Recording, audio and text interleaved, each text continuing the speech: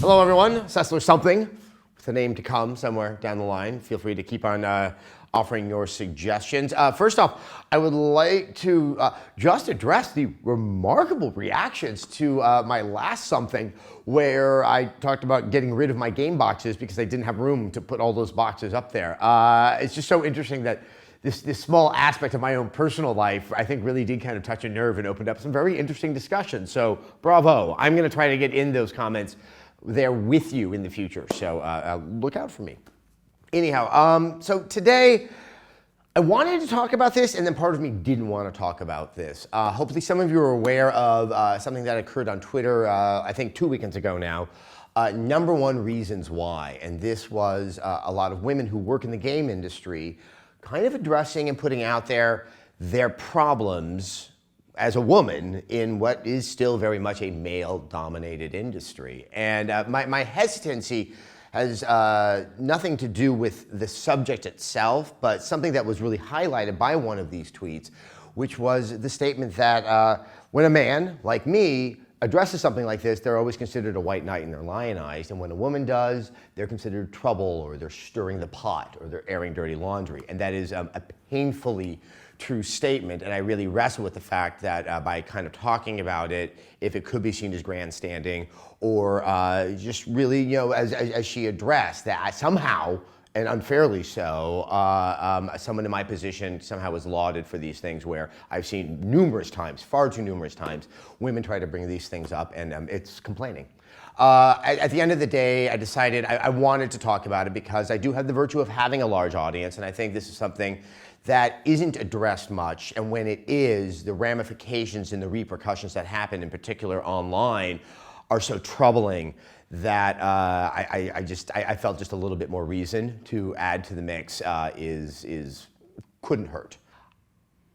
It's not a surprise that female employees at game companies or in other facets of the game industry would be having these experiences. I think what really was so effective about looking at all the tweets under the hashtag #1reasonswhy was just to see it in aggregate. And it really is something that kind of just makes you kind of sit back and go, wow, you know, that really is a problem. And I think to any good person, it's something that isn't acceptable. Now, having said that, there is no quick fix, there is no solution.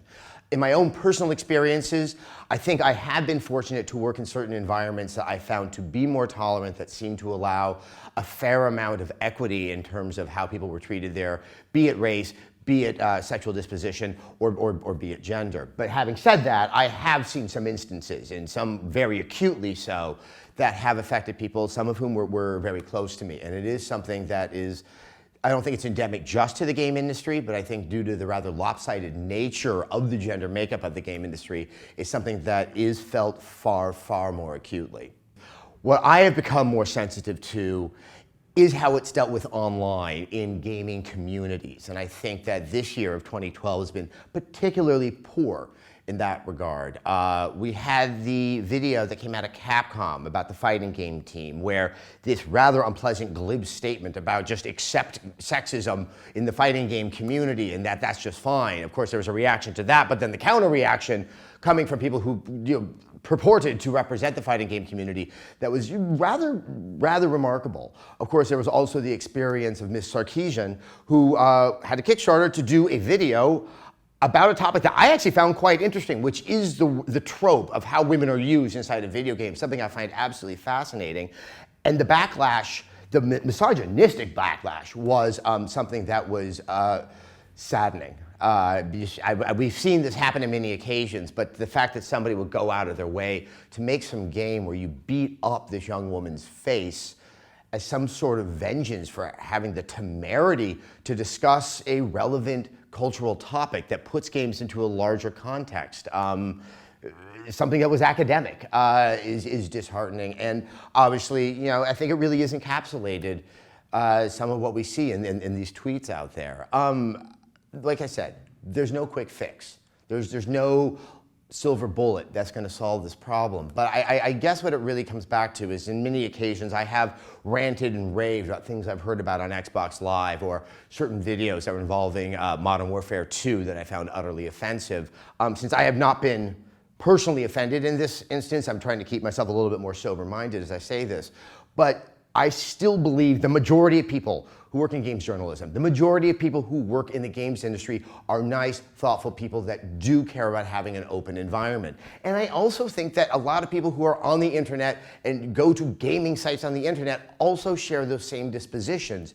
But there is this group of people, a group of people that seem to, through the volume of their nasty comments, give the impression that they also have volume in their numbers. And I still want to believe, because I think it's the only way I can continue doing this job for as long as I have, that that is just a misassumption and that their sound does not equal their numbers.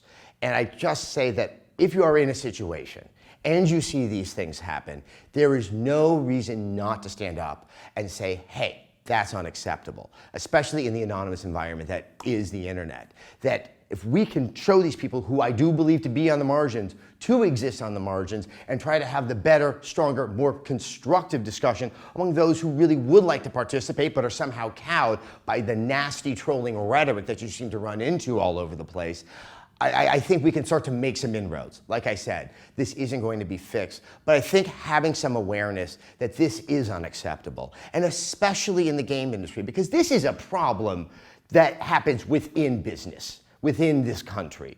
But in the game industry, I think it's more saddening to myself and a lot of people out there because it's supposed to be a culture of nerds, people who once upon a time really were outcasts, who did not feel accepted.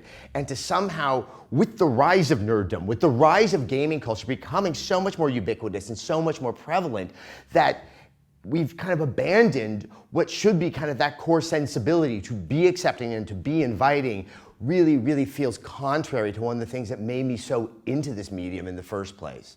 And to those of you that really find it so necessary to find that sense of empowerment by being nasty about someone's race, about someone's sexuality, and about somebody's gender, remember, you may be discouraging a creative young mind that may have the next Portal, that may write the next Uncharted 2.